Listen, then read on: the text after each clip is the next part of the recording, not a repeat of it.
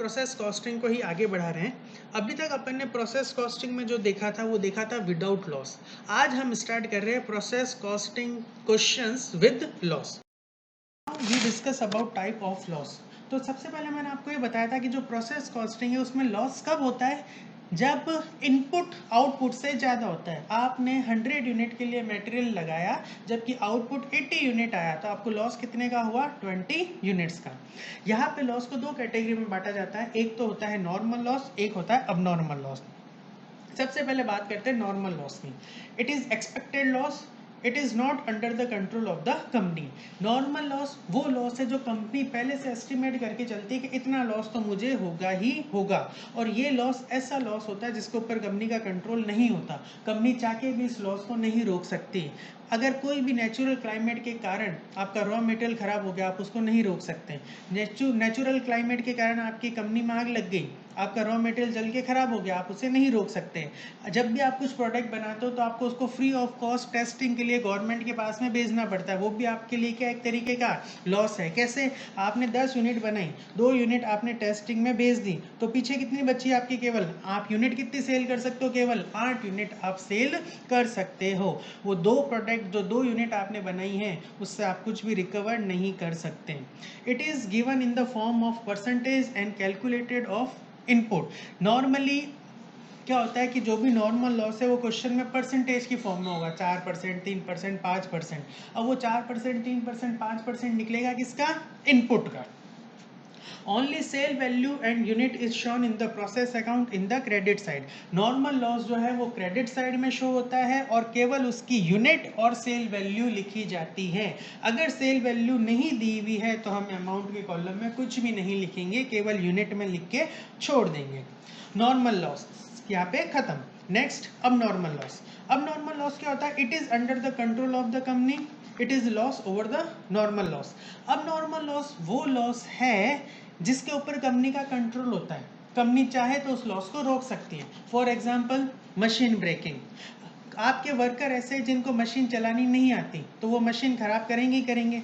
जब मशीन खराब करेंगे, आप उसमें रॉ मटेरियल डालोगे तो खराब मशीन में रॉ मटेरियल जाएगा, तो रॉ मटेरियल भी आपके वेस्ट होगा ही होगा। तो यहाँ पे गलती किसकी है, आपकी। या तो आपको अपने वर्कर को प्रॉपर ट्रेन करना चाहिए था, या वर्कर को मशीन चलानी आनी चाहिए थी, आप इस लॉस को रोक सकते थे।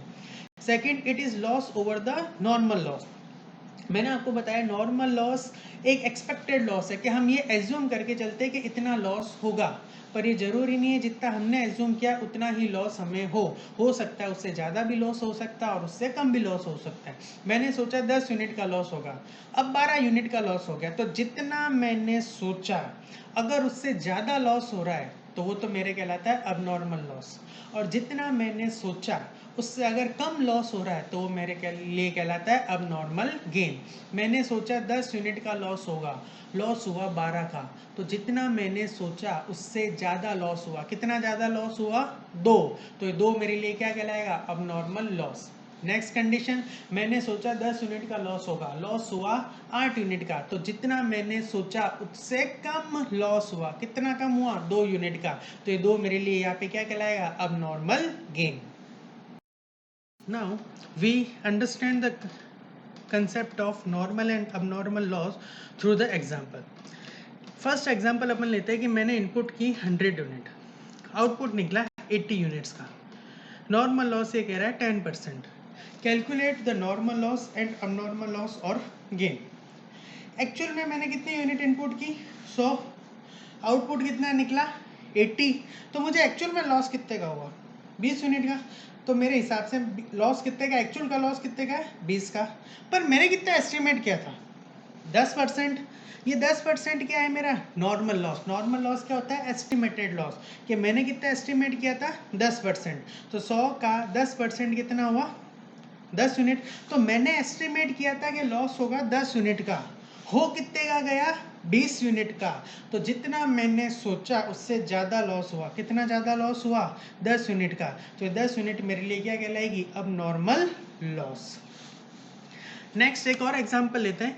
यूनिट है, इनपुट है 100, आउटपुट है 80, नॉर्मल लॉस है 30%, मतलब मैंने कितना एस्टिमेट किया 30% का लॉस होगा, मतलब 100 का 30%। नॉर्मल लॉस किसका निकलता है, इनपुट का, तो 100 का 30% 30, तो लॉस कितने का होगा 30 यूनिट का, मैंने ये एस्टिमेट किया। पर एक्चुअल में लॉस कितने का होगा 100 माइनस 80 20 यूनिट का, तो मैंने कितना एस्टिमेट किया 30, हुआ कितने का 20, तो जितना मैंने सोचा उससे कम लॉस हुआ, तो जितना आपने सोचा उससे कम लॉस होता है वो क्या कहलाता है, अब नॉर्मल गेन। कितना कम हुआ 10 यूनिट का, तो वो मेरे लिए क्या कहलाएगा, अब नॉर्मल गेन। अब यहाँ पे अपन एक लॉस वाला क्वेश्चन ले रहे हैं। 80 units are introduced in a process at a cost of 1200. Total other expenses are 720. Of the unit introduced, 10% is a normal loss and sold as rupees 15 per unit each. Output was 64 unit. Prepare a process account.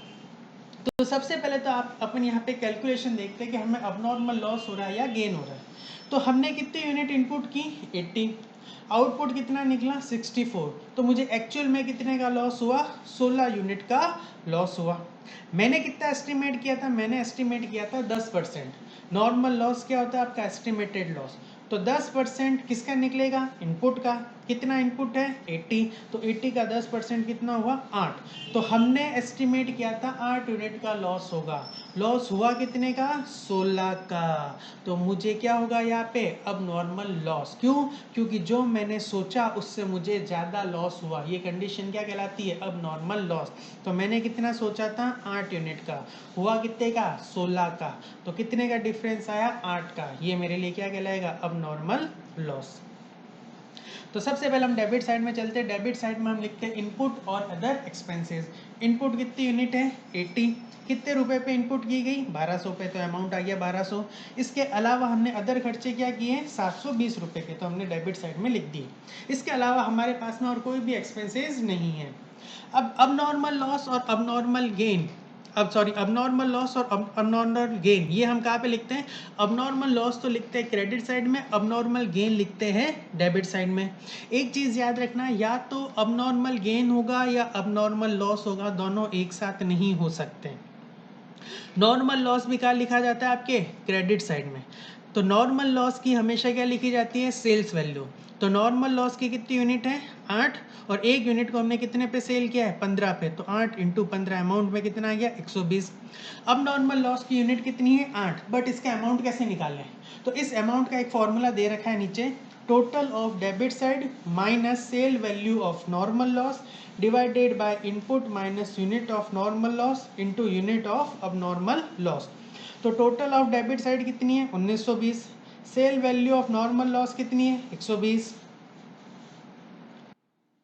Divided by input कितना है आपके 80 unit, और unit of normal loss कितनी है 8 unit. इसको multiply करना unit of abnormal loss से, कितनी है आपके 8, तो आपके अमाउंट आ जाएगा 200। अब यहाँ पे जो बैलेंस बच रहा है, मैंने आपको बताया था डेबिट और क्रेडिट साइड दोनों की टोटल क्या होनी चाहिए इक्वल होनी चाहिए। अगर डेबिट में 80 यूनिट्स है तो क्रेडिट में भी कितनी होगी 80, पर आप यहाँ देखो बैलेंस कितना बच रहा है 64, तो ये बैलेंस हमारा क्या कहलाएगा आउटपुट। तो बैलेंस इन फिगर कैलकुलेट होगा हमारा आउटपुट, तो इसमें यूनिट में तो आ जाएगा 64, अमाउंट में आ जाएगा 1600। जब इसके बाद हम कॉस्ट पर यूनिट निकालेंगे, तो कॉस्ट पर यूनिट कैसे निकालते हैं, कॉस्ट डिवाइडेड बाय आउटपुट। तो आउटपुट कितना है 64, कॉस्ट कितनी है 1600, तो 1600 डिवाइडेड बाय 64, तो कितना आ जाएगा आपके 25।